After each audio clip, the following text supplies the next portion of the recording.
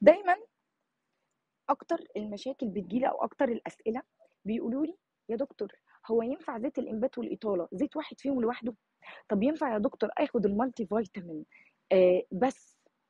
عايزه اقول لكم شرحها ببساطه وانتوا تقرروا وتحكموا. احنا عندنا بصيله الشعرايه بتتكون من بصيله شعر وبتتكون من هير شافت. يعني حاجه اسمها هير فوليكل وحاجه اسمها هير شافتنج. الهير فوليكل اللي هي بصيله الشعر بتبقى موجوده في الطبقه الثانيه من الجلد اللي اسمها الديرمس. الشعرايه الهير شافت هي اللي بتطلع من بره الجلد، من بره سطح الجلد. يعني اهتمامي بالهير شافت بالكريمات والشامبوينج واللي بحطه على فروه شعري هو لعلاج بصيلات الشعر عشان الامتصاص. طب البلاد ستريم اللي هو اللي بيجي في الدوره الدمويه، يعني الفيتامينات اللي باكلها، الفيتامينات اللي باخدها لو انا عندي نقص حديد. لازم تعرفوا ان 3 عناصر من المعادن مهمين جدا: الحديد والمغنيسيوم والزنك. طيب 3 فيتامينات مهمين جدا: فيتامين د وفيتامينات بي كلها بي كومبلكس والبيوتين. طيب 4 احماض امينيه مهمين للشعر: السيستين واللايسين والميثيونين والارجينين. طب ده متوفر فين؟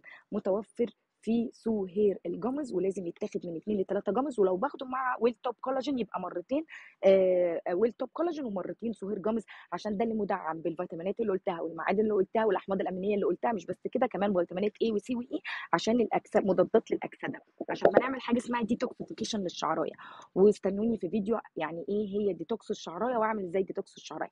زيت الاطاله المكون من 14 زيت هندي، وده سر طول شعر الهنود.